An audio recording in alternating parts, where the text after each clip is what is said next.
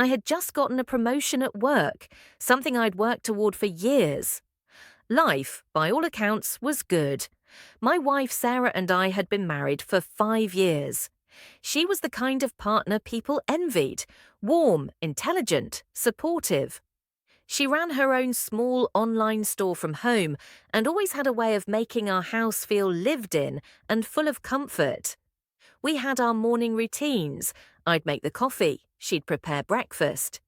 Every day felt predictable in the best possible way. We texted each other small updates throughout the day, what we were eating, how we were feeling, funny memes or sweet nothings. I'd come to think of our love as something solid, even unshakable. We weren't perfect, but we communicated. After a miscarriage 2 years ago, we grew closer instead of drifting apart. It hurt, but we leaned on each other. I always thought that was proof of our strength, that if we could survive that, we could survive anything. It was a Tuesday, nothing special on the calendar. I left work a bit early, feeling light with the thought of surprising her. I picked up her favourite Thai food on the way and grabbed a bouquet of white tulips from the florist down the street, her favourite. I remember humming in the car, thinking how lucky I was. I even thought about bringing up the idea of taking a trip, maybe Italy, just us two, like we'd dreamed about when we were broke and newly married. The door wasn't locked when I arrived. I stepped in quietly, expecting to find her in the kitchen or on the couch. But she was standing in the living room, hands clasped, as if she'd been waiting. Her face was unreadable, tight, pale, not tear-streaked or angry, just set. I smiled and held up the bag and the flowers. "Surprise dinner night," I said. She didn't answer. She didn't even look at the food. Her voice came out low, measured. "We need to talk." Those words should have tipped me off, but I was too comfortable, too certain. I set the things down and moved closer. "What's up? You okay?" She inhaled deeply. Her hands were trembling slightly, and then she looked straight at me, not with love, not with sorrow, but something like resignation. "You can't live here anymore," she said. My first instinct was to laugh. "What?" Her mouth barely moved. "I don't want to be with you. You can't live with me." It didn't compute. I looked around like someone was filming a prank. "Are you serious right now?" She nodded. No tears, no fight, just finality. I remember standing there, the weight of her words pressing down until my body felt like it would cave in. My ears were ringing. The tulips drooped in my hand, forgotten. I didn't speak. I couldn't. The person I trusted most just told me to leave my own life, and I didn't yet know why. I stood there waiting for an explanation, thinking there had to be a reason that made sense. But Sarah didn't offer one, not right away. She looked away, her arms crossed, like she wanted to disappear into the floor. Finally, I asked, "Is there someone else?" Her eyes flickered. That 1 second was all the confirmation I needed. She didn't deny it. She didn't try to soften the blow. "It's been going on for a while," she said. My heart started pounding. "Who is it?" I asked, voice cracking. She hesitated, then said the name like it was just another item on a grocery list. "Alex." My chest tightened. Alex, my best friend. My friend since college. The one who helped me move into this house. The one who came to our wedding. The one I confided in when Sarah had her miscarriage. I felt sick. I thought of all the times I'd invited him over, the jokes we shared, the memories we built, not knowing they were laughing at me behind my back. "When?" I asked. "A year ago," she said, voice flat. "A year. 12 months of lies, 1/3 of our marriage." I tried to recall that time. There were signs, sure. Nights she stayed up late claiming she couldn't sleep. The new lingerie she said was just for herself. Her sudden interest in personal time. I'd noticed, I just didn't want to believe, because I trusted her. You were always at work, she said, as if that justified it. Always busy, always somewhere else. For us, I snapped. I was working for us, so we could have a future. She didn't answer. I wanted to scream. I wanted to break something. But I just stood there, silent, my hands shaking. Do you love him? I asked. She didn't respond. That silence spoke louder than anything. I grabbed my phone and called Alex, straight to voicemail. I called again, no answer. Texted him, call me now. Nothing. Coward. Snake.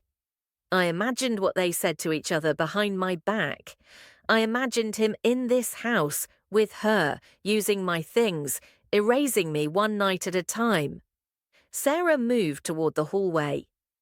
You need to start packing, she said. I've already spoken to a lawyer. You planned this? I asked. She nodded. I didn't want it to come to this, but I can't do this anymore. I'm not happy. I laughed bitterly. You weren't happy, so you slept with my best friend and kicked me out of my own life? It's not that simple, she said. It was exactly that simple.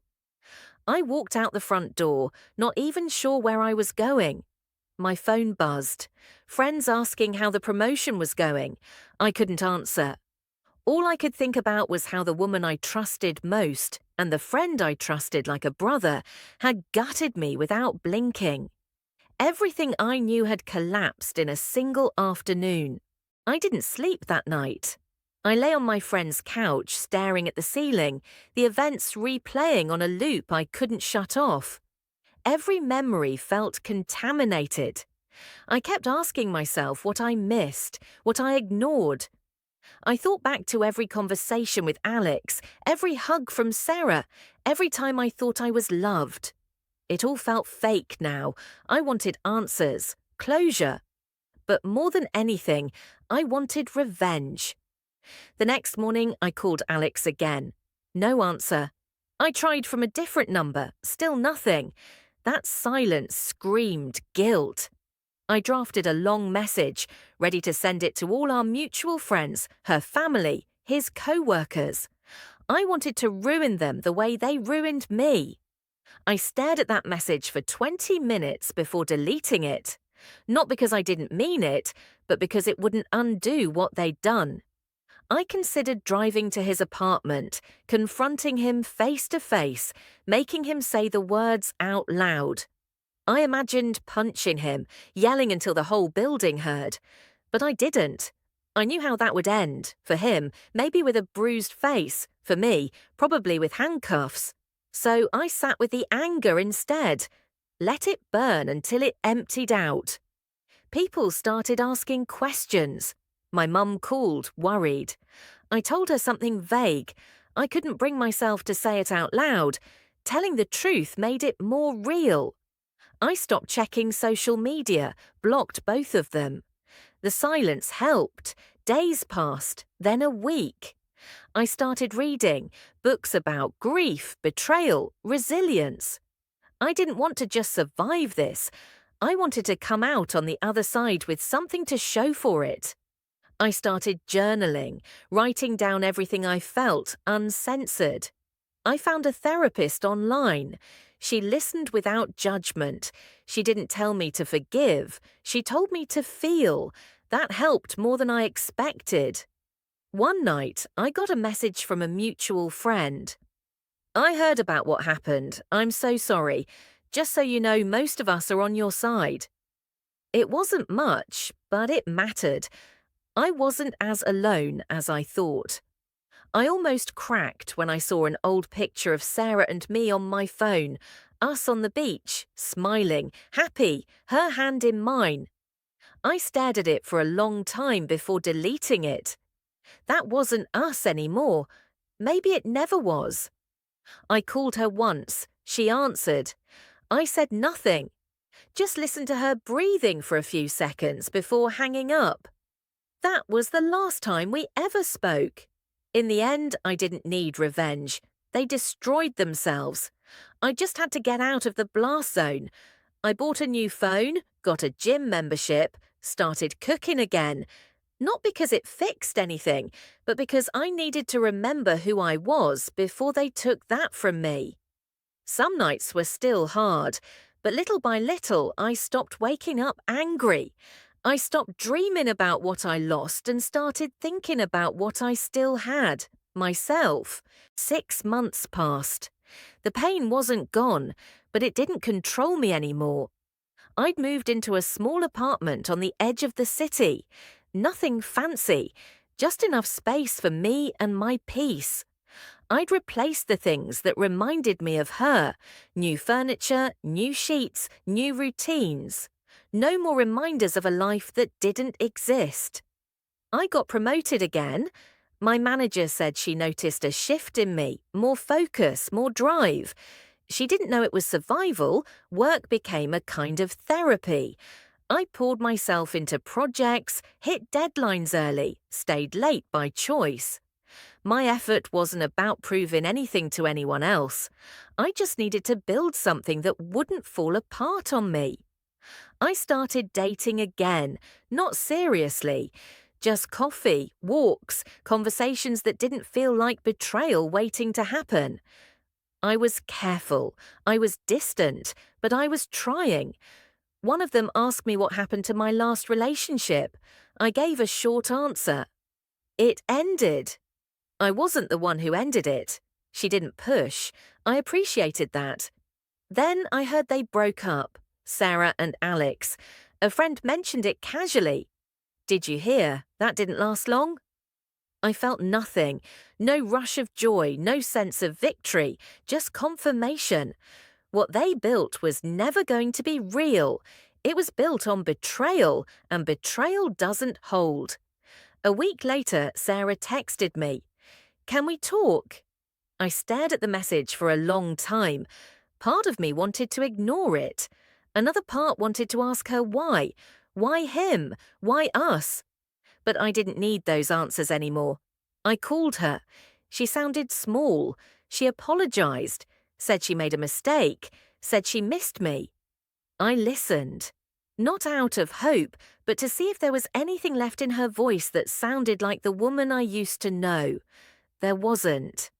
I told her I forgave her. Not because she deserved it, but because I did. I didn't want to carry her choices around anymore. I wanted to move on without bitterness in my chest.